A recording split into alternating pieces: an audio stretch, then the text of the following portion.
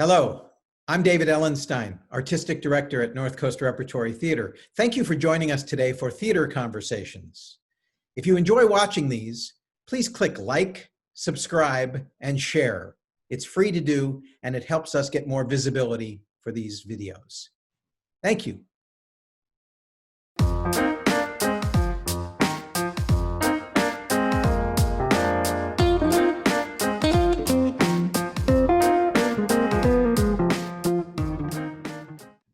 Hello, thank you for tuning in today to Theater Conversations. It is my great pleasure today to be joined by my friend, the illustrious retired Federal Appeals Court Judge, H. Lee Sarokin. Hello, Lee, how are you? I'm fine, thank you. I'm so glad you're doing this. And well, I'm happy to. People that don't know, that might be wondering, why is a retired Federal Appeals Court judge on Theater Conversations? There is a unique reason why. Lee is not only a patron and supporter of North Coast Rep, but he has also become, later in life, a playwright. And at North Coast Rep, we have put on readings of, I believe, is it 12, Lee? Yes, 12. well, the 12th is yet to be done. It's okay, written, so we're in process. We've done 11 and we're about to do 12. Waiting the virus to end. Short plays that Lee writes. They're plays that are under an hour generally. And they are topical plays that deal with issues with his unique perspective of being in the judiciary for his whole life.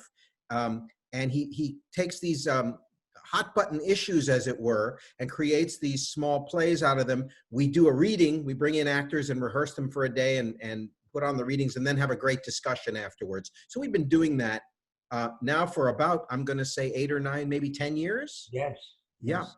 So Lee, how did your interest in theater and playwriting and all that start? And what's your background? Well, I've always loved plays. I loved reading plays when I was in college, more than novels. All through our married life, Margie and I have been playgoers. We belong to the Manhattan Group, Lincoln Center. We've gone to everything. But so far as playwriting, it never even occurred to me until we came out here. I was sitting in a play at another theater, thought it was incredibly boring and long, and turned to Margie and said, "Boy, this is boring and long." And she said to me, "What do you think you could do better?" And modestly, I said, "Oh, I'd like to take a crack at it." And that's what started. And the format is, as you say, I try to pick issues that were very controversial and try to write in a way so that there were two sides to it that would promote a discussion, a provocative discussion after the play. And it seems to have worked, and I love doing it. I do say I'm the only playwright, and I hate to use the word playwright because I'm so nowhere near that, but I'm the only one who opens and closes the same day. You're also rather prescient in your choice of topics, because it seems like, or it's happened about, I'm going to say with 6 of the plays, that you will write a short play about an issue that while we're in process of getting ready to put it on, that issue jumps to the headlines of the papers. Can you give a couple of examples of how that's happened? Well, certainly with the case of the baker who refused to bake a wedding cake for a gay couple, recent abortion case. It's just luck. I'd like to say, you know, that I spotted it and said, "Oh, this is going to be out there." But I do like to pick issues that I think have a future of being discussed and probably litigated. And so I've just been lucky in the choices, but that makes it that much more exciting for me. I'm gonna give you a little more credit and say I don't think it's just luck. I think you're kind of tuned into what's going on in the world. Well, I do. I am an addict when it comes to politics and news and magazines, and I spend too much of my day watching TV and reading on the current topics. So, how can you just as context for those that don't know your background? just give a really quick overview of what your career was like as a judge that led you to, and then we'll talk about the plays that you've written, but just so they understand your background and how you ended up here. Well, I can say very quickly, I had been a trial lawyer for 25 years, and I had been sent as a client, Bill Bradley, who decided that he was going to run for the Senate and asked me if I would be his finance chairman. He won. He then asked me if I wanted to be a federal judge, and I said I would love it, but I can't afford it. It would mean a 75% reduction in income. And try going home to your spouse and saying, hey, dear, I want to take this job that's going to reduce our income by 75%. But I have the most wonderful wife. She said yes. I became a judge, spent 15 years on the district court and 2 years on the Court of Appeals. Best experience there could possibly be for a lawyer. And then we moved out to California and started my so-called playwriting career. So you had a couple of landmark cases that were very much in the news that got attention. And I'm thinking of two in particular, one regarding tobacco and one regarding someone who was probably wrongly imprisoned. Can you just mention those real quick, just yes, for a little more context? Yeah, I issued what they call a writ of habeas corpus to Rubin Hurricane Carter, which in effect ended up releasing him from prison after 19 years. And it was made into the movie, as probably everybody knows, with Denzel Washington. And if you were to ask Margie, my wife, what was the most important contribution during my judicial career, it would be her meeting Denzel Washington. And Rod Steiger played you in the movie, correct? Rod Steiger played me. And Rod Steiger, I introduced myself to him at the premiere. And I said, Mr. Steiger, I'm Judge Sarokin. And all he said to me was, I'm much better looking than you are. And walked. And the other one, although the Hurricane Carter case got the most publicity, to my mind, the most important work that I did was in the tobacco cases. The reason I say that is I was responsible and ordered the tobacco companies to disclose all of their secret research, which showed that they knew smoking was dangerous, addictive, caused cancer, and just hid it for years. And the language I used in the case was so strong that they got me removed from the case as a result of that ruling. So, but I look upon that as my most important contribution as a judge. You mean you think that getting removed from a job in government might have something to do with doing a good job sometimes? No, absolutely. It's a qualification. Well, I just want to say one of my favorite things about being in this business is getting to know all kinds of people. And you mentioned Bill Bradley, and I was lucky enough to have you introduce Bill Bradley to my son, who is a scholar athlete basketball player. And as people don't know, Bill Bradley was an All-American Hall of Fame NBA world champion basketball player, as well as being senator and running for president. But so my son got to actually go out and shoot baskets with Bill Bradley, and that's all due to Lee and him putting us in touch. And Bill Bradley came to North Coast Rep and did a private reading of this sort of biographical play that he'd written about himself to put out his views and so on. Well, David, I have a related story. We were very friendly with the Bradleys and used to visit with them at the New Jersey shore in the summers. They would always rent the place and we'd spend some time with them. And one night we were having dinner, just the four of us, and had a couple of bottles of wine. And the subject of basketball came up, and I said to Bradley, I was a pretty good, intramural player. And I had never played varsity or anything. And Bill said to me, well, do you think, Sarokin, you can take me? I said, yes. Well, the four of us then got in a car and drove. It was like midnight with the headlights on and our wives in the car watching us, and we played Ghost together. And I wish I could end the story by saying I beat him, but I didn't. Now, wait a minute. You just said that you had several bottles of wine and then got in your cars and drove. Well, we didn't do the driving. Okay. As I recall, I think Ernestine probably did. Okay, good. So let's switch over and talk about the plays.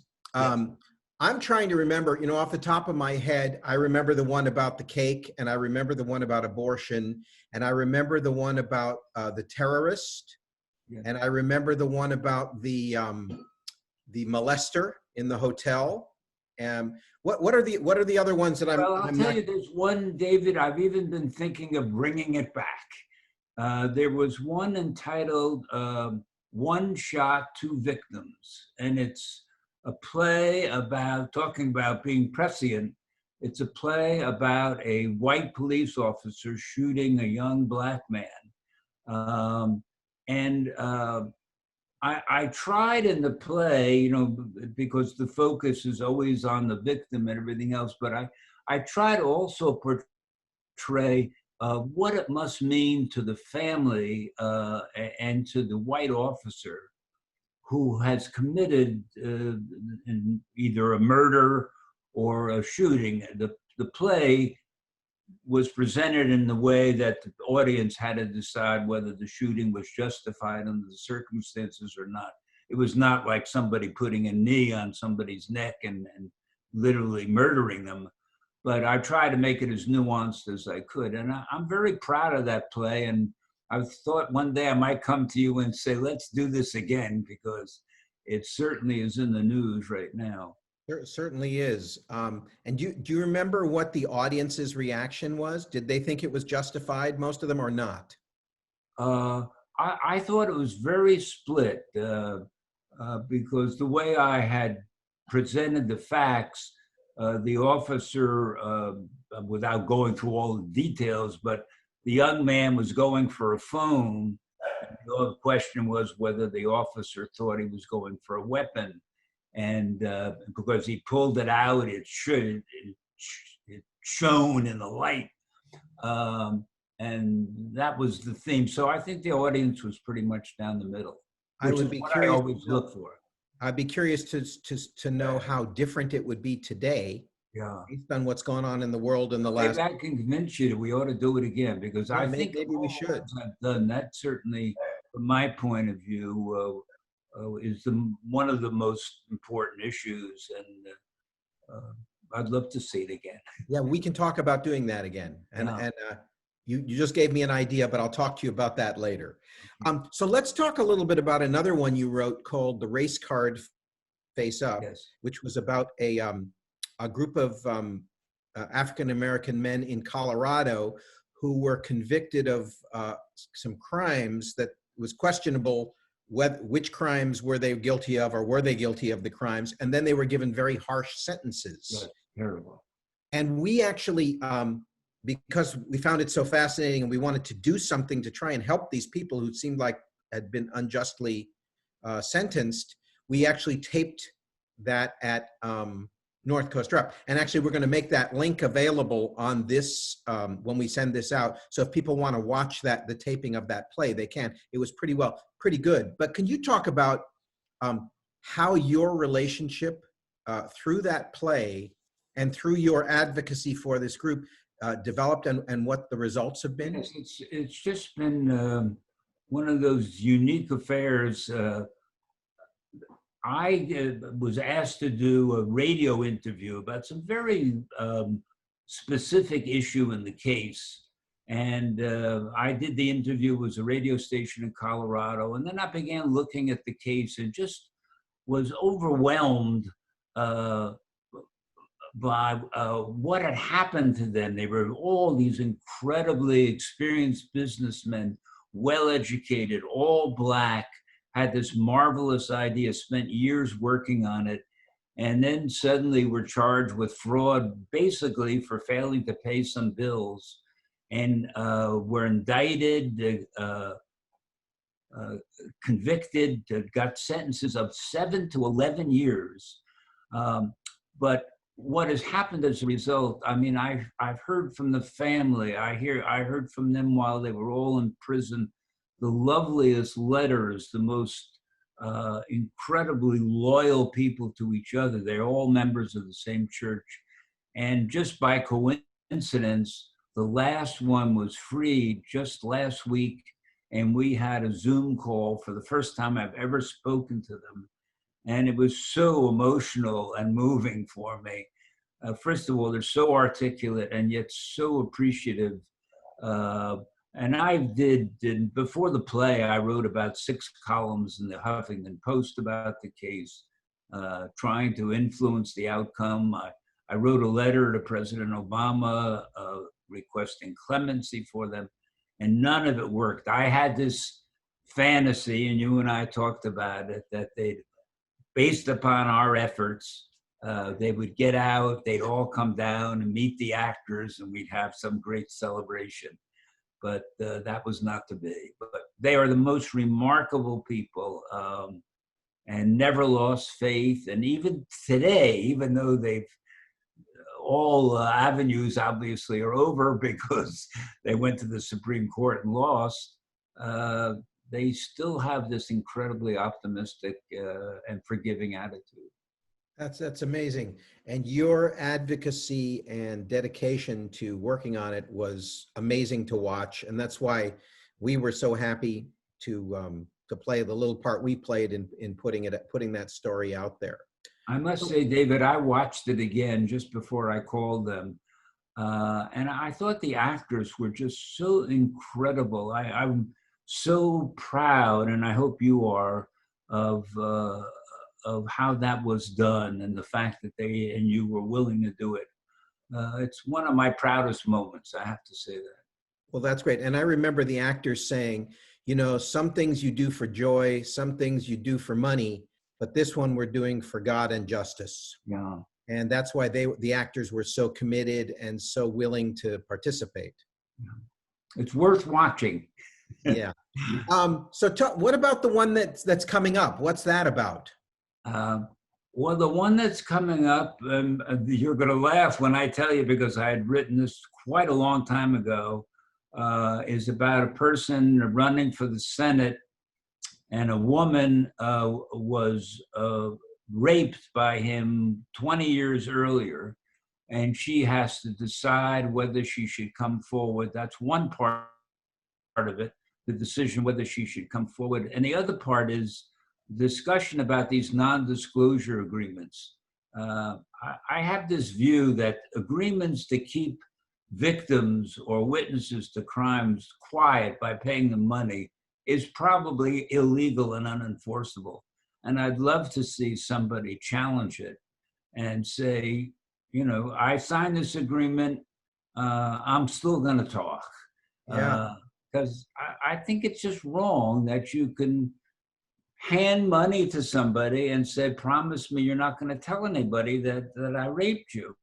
Right. And that's enforceable. It just, to me, should not be. So I've given it away now. Nobody will come. No, I think they will. I think they will. And we have not had a problem with empty seats when we do these evenings. No, we've had to turn people away a couple times, as you remember. So I just thought of another one you wrote, the one about the immigrant and the lawyer. And it's sort of a two-pronged play that you wrote. It's got 2 issues in it. Can you talk about that one a little bit? Because that one was fascinating to me. Yeah, well, of course, there's this whole issue of deportation and the circumstances under which somebody can be deported.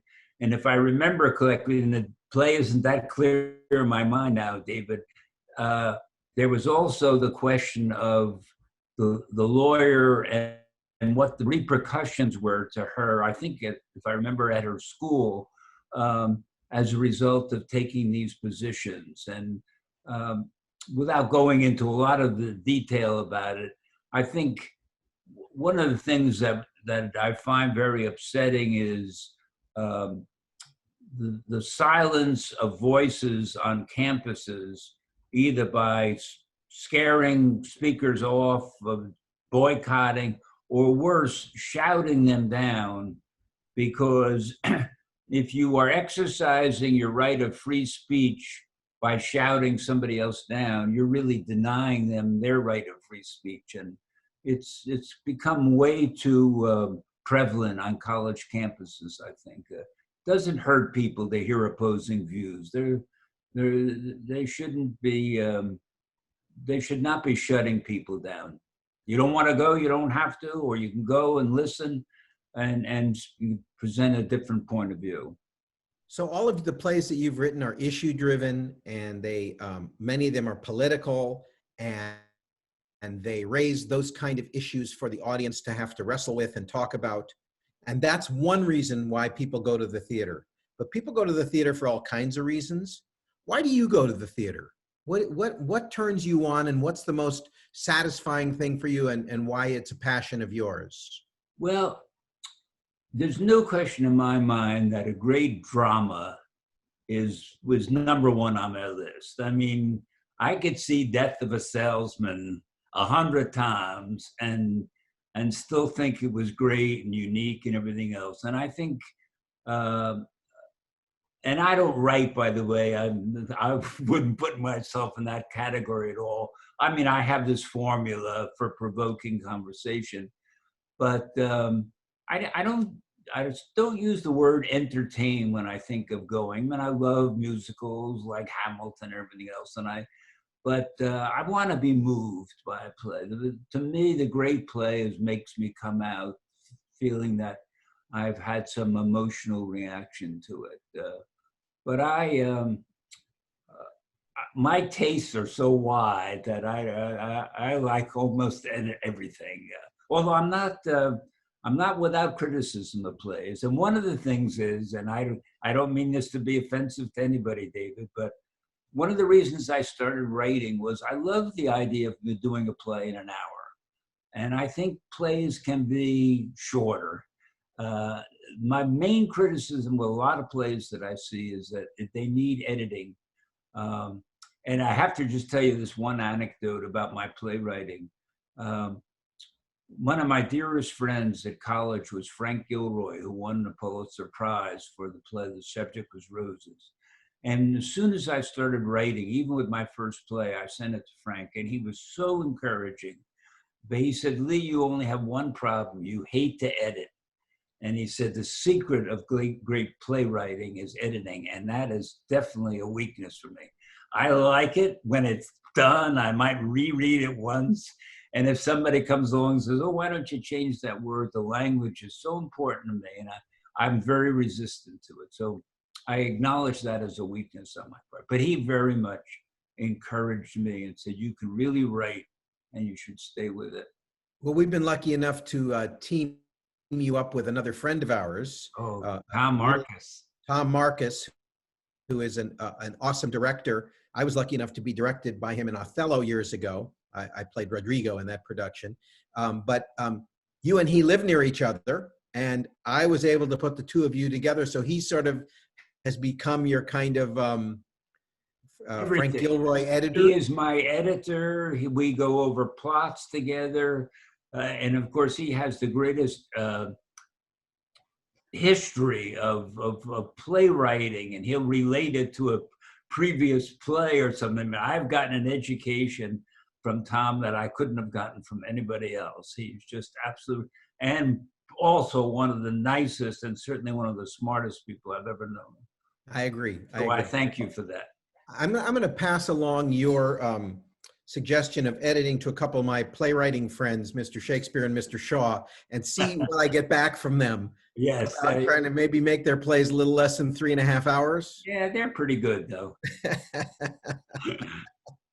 So you mentioned Death of a Salesman, and you mentioned Hamilton. Yes. Are there any other plays that come to your mind that you've seen in your life that had? Well, David, I talked about reading, and I was there. Eugene O'Neill, for some reason, when I was in college, just had such a profound effect upon me. And I'd be hard pressed now to name a particular title because it's been so long. But I do remember being so impressed with those plays. And by the way, I've tried writing novels, and I know the only thing I can do is write dialogue. I just cannot. I cannot fill in that space between the dialogue, and I've given up on it. But I did write a book that had some action, but it ended up dying on the vine. I'm so glad that you mentioned O'Neill, because for me, still, but as a young man, O'Neill was so potent and powerful for me as well. I've been lucky enough, I got to direct Long Day's Journey into Night, and I got to direct Moon for the Misbegotten, and experience on stage seeing a number of the other great O'Neill plays and some of the earlier ones. The Great God Brown, to me, is a great play. It's just really hard to produce because of the size of it. But yeah, O'Neill. Was it Agatha Christie? Is that am I wrong? No, Anna Christie. Anna, yeah. Agatha wrote The Mousetrap. Yeah, I knew that. I got my names mixed up. Yeah. Yeah, but maybe O'Neill, wasn't it? Am I wrong about Eugene O'Neill? Say again? Well, isn't it about a prostitute? Yeah. Anyway. O'Neill probably wishes he wrote some of Agatha Christie's plays because they got more airtime.